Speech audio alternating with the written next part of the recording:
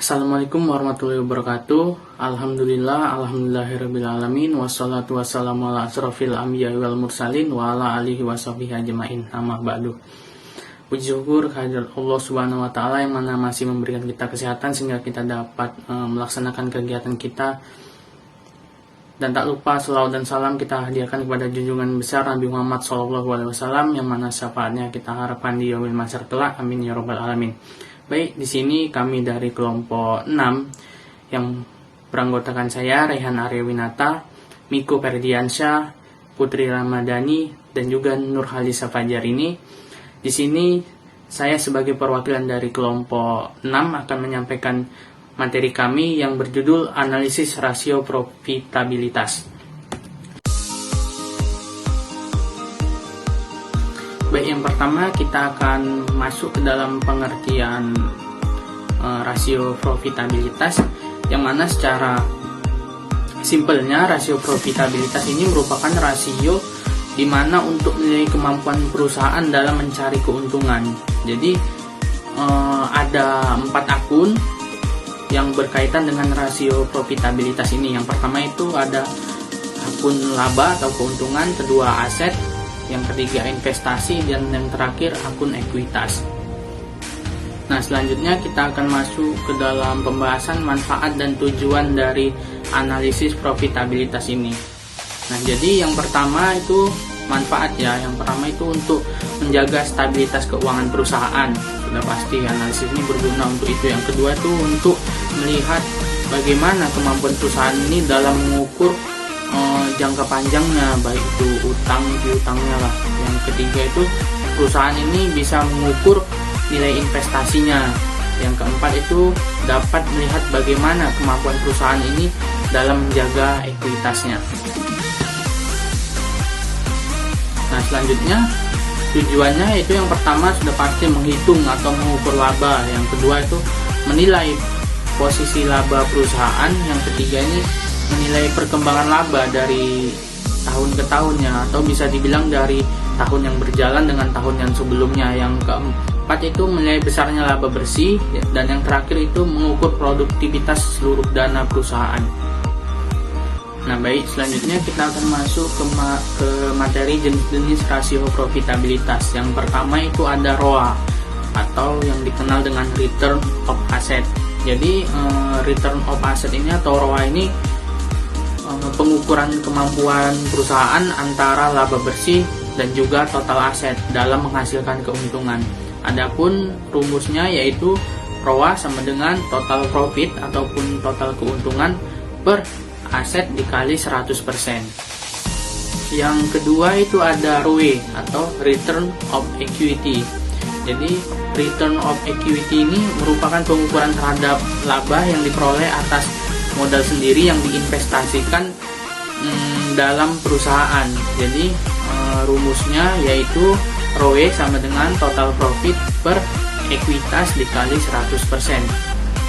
Yang ketiga itu ada ROI atau Return of Investment. Jadi Return of Investment ini pengukuran kemampuan suatu perusahaan dalam menghasilkan keuntungan dengan jumlah keseluruhan dari total investasi.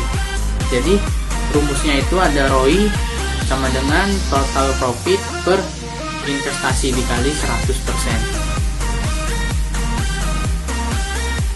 Nah, oke, selanjutnya kita akan masuk ke dalam rekomendasi. Nah, jadi tadi setelah kita menganalisis rasio profitabilitas, nah selanjutnya kita akan memberikan rekomendasi. Jadi dalam rasio profitabilitas ini hasil pengukuran dari analisis ini tidak boleh di bawah 6%. Jadi harus di atas 6%. Jadi jika hasil di atas 6% atau lebih dari 6%, maka perusahaan ini bisa dibilang perusahaan yang sehat. Tetapi jika pengukuran berada di bawah 6%, maka perusahaan ini dinyatakan tidak sehat. Jadi perlu dilakukan evaluasi. Baik, yang pertama kita akan masuk ke contoh soal, yaitu soal mengenai ROA atau Return of Asset. Diketahui nilai laba bersih di tahun 2018 pada PT Trimuda Nuansa Citra sebesar 1.400.000.000 426.909.109 rupiah, dan nilai asetnya sebesar 49.890.524.638. Jadi berapakah nilai ROA-nya? Jadi tinggal kita jawab saja, kita masukkan tadi kan, ROA sama dengan aset tadi, profitnya kita masukkan. Itu nilai profitnya 1.426.909.109 per 49.895.524.638 rupiah dikali 100%, maka kita dapat hasilnya 0,02%. Nah, jadi kita lihat karena hasilnya ini 0,2%, ini kan sudah berada di bawah 6% ya. Jadi rekomendasi ini dinyatakan turun atau dengan tanda panah ke bawah, yang dinyatakan perusahaan ini tidak sehat. Nah baik, selanjutnya contoh kedua yaitu ROE atau Return of Equity. Jadi diketahui nilai laba bersih di tahun 2018 pada PT Trimuda Nuansa Citra sebesar 1.426.909.109 rupiah, dan nilai ekuitasnya sebesar 31.315.766.725 rupiah. Jadi berapakah nilai ROE-nya? Jadi kita masukkan lagi rumusnya, ROE sama dengan kita masukkan nilai profitnya tadi per nilai ekuitasnya dikali 100%, maka kita dapat hasilnya 0,04%.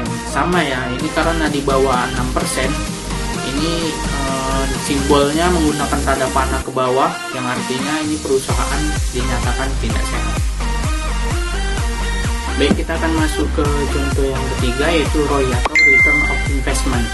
Diketahui nilai laba bersih di tahun 2018 pada PT Trimuda Nuansa Citra sebesar 1.426.909.109 rupiah, dan nilai investasinya sebesar 2.689.163.399 rupiah. Berapakah nilai ROI-nya? Kita masukkan rumus tadi, ROI sama dengan profit per total investment dikali 100%. Jadi kita dapat hasilnya itu 0,5%. Nah, jadi sama seperti sebelumnya, karena hasilnya ini di bawah 6%, maka rekomendasinya turun ya. Kita nyatakan dengan tanda panah ke bawah, yang artinya dinyatakan perusahaan ini tidak sehat. Baik, itu saja yang dapat saya sampaikan. Selanjutnya kita masuk ke kesimpulannya. Jadi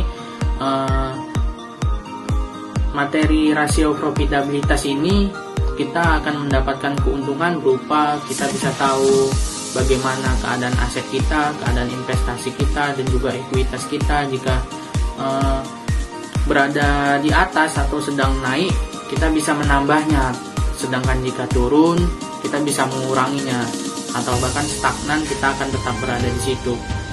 Jadi walaupun mendapatkan keuntungan seperti ini, dalam melakukan analisis laporan keuangan diharapkan tidak menggunakan satu analisis, tetapi setidaknya 3 analisis, dikarenakan seringnya terjadi kesalahan-kesalahan juga. Jadi tidak diwajibkan untuk melakukan dengan satu analisis saja, setidaknya melakukannya dengan 3 analisis. Nah baik, itu saja kesimpulan dari saya. Saya minta maaf jika ada salah penyampaian dan salah kata. Saya mewakili teman-teman saya berterima kasih.